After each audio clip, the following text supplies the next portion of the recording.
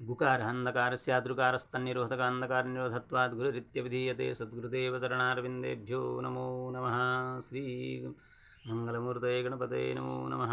सिय राममय सब जग जानी करहु प्रणाम जोर जी गोपानी।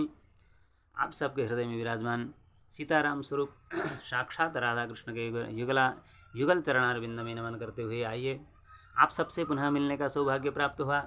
इससे प्रमोदित होते हुए आइए आज अपनी शक्ति सामर्थ्य को किस प्रकार से पहचाना जाए, उस परम शक्ति से किस प्रकार से जुड़ा जाए। तो आज मैं आप सबसे एक दिव्य नए प्रसंग को लेकर के उसमें प्रवेश करते हुए आपसे चर्चा करने की चेष्टा करते हुए प्रसंग को आगे बढ़ाते हैं।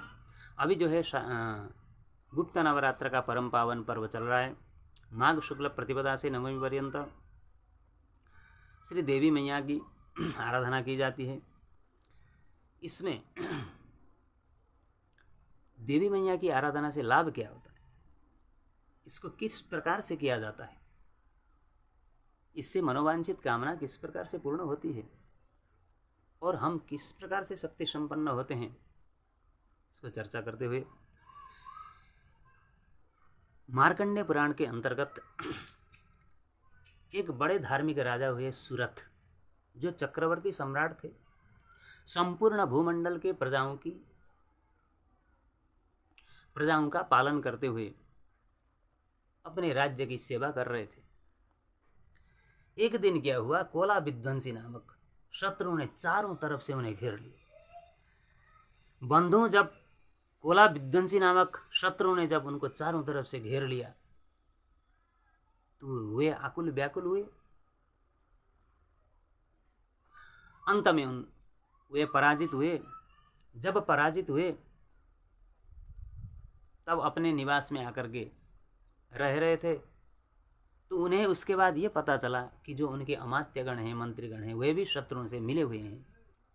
तब उन्हें परम हैरानी हुई और वे चुपचाप जंगल की ओर निकल पड़े।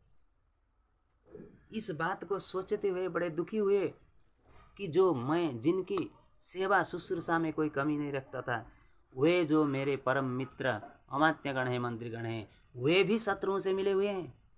बड़ा आश्चर्य का विषय है। इस प्रकार से चुपचाप जंगल की ओर निकल पड़े। जब जंगल में पहुंचे तो एक व्यक्ति उनसे मिले जिनका नाम था समाधि वैश्य।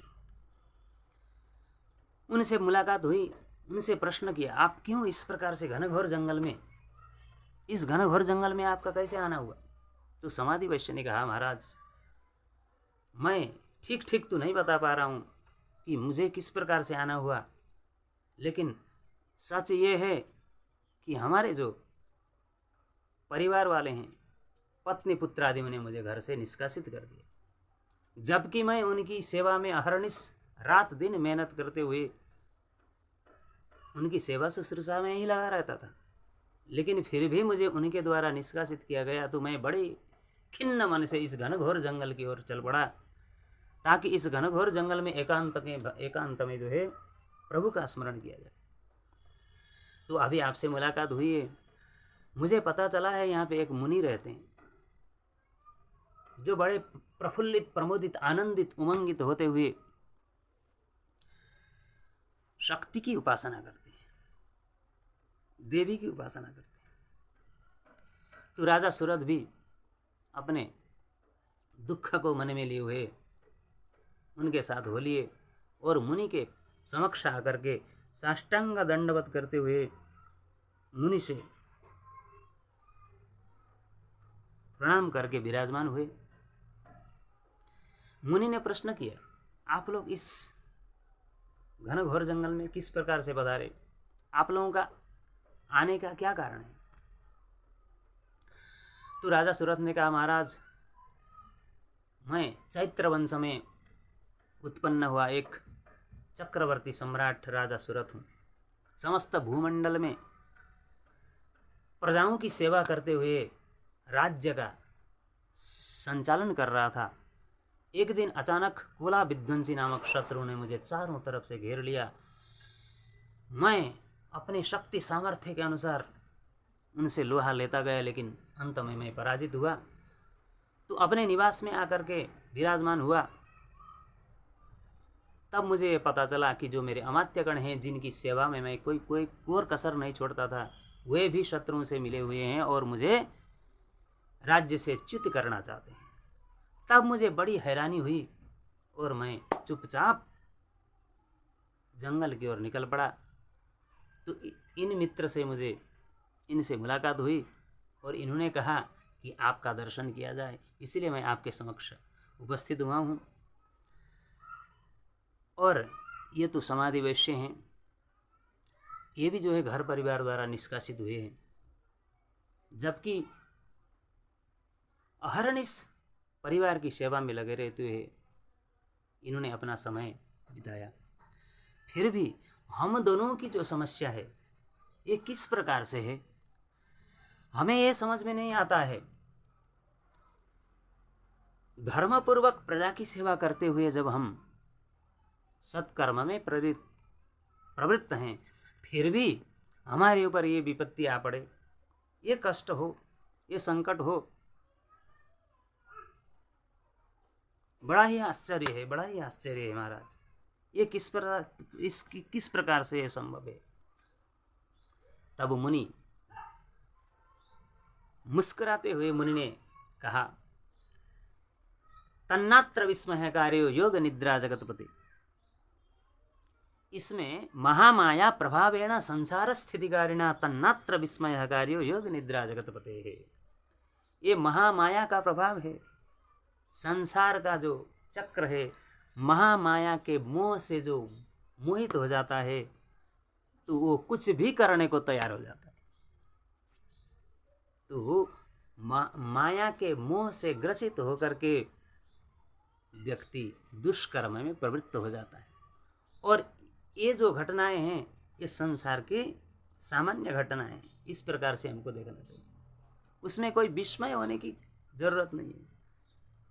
संसार बंध हे दुश्च सैव सर्वेश्वरेश्वरी सैसा प्रसन्ना वरदा नृणाम भवति मुक्ते साविद्या परमा मुक्ते हेतुभूता सनासना। यदि वो महामाया प्रसन्न हो जाए हमारे ऊपर तो संसार की समस्त उपलब्धियों को तो हमें देगी ही, उसके साथ साथ परम जो मुक्ति है,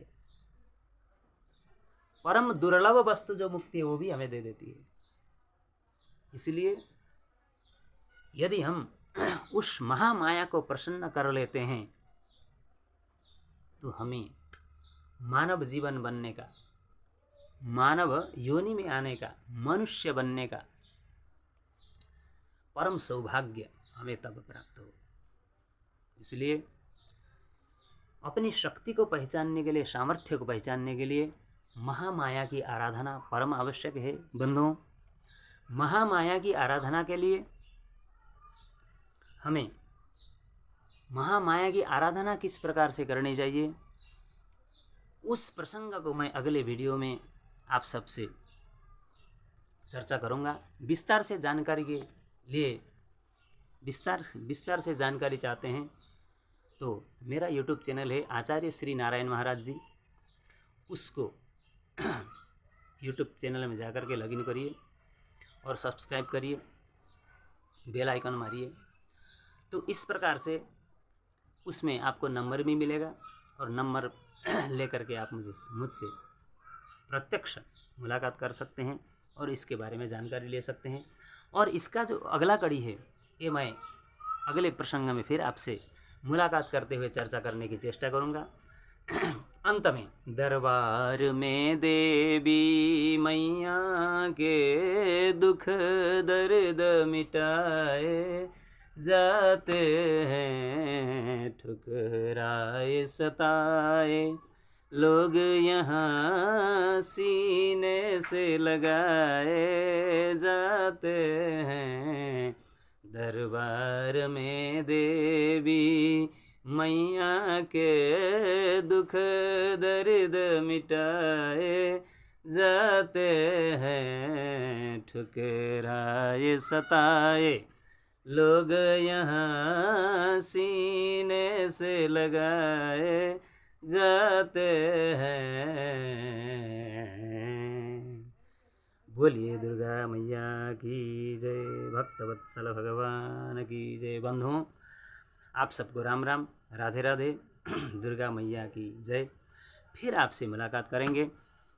आप जो है इस वीडियो को लाइक, शेयर और कमेंट ज़रूर करिएगा और सब्सक्राइब बटन को ज़रूर दबाइएगा। मेरा चैनल का नाम है आचार्य श्री नारायण महाराज जी। इसी प्रकार के दिव्य प्रसंगों को जानकारी के लिए आप मुझसे जुड़े रहिए और आप अपना आशीर्वाद प्रेम देते रहिए। बोलिए भक्तवत्सल भगवान की जय।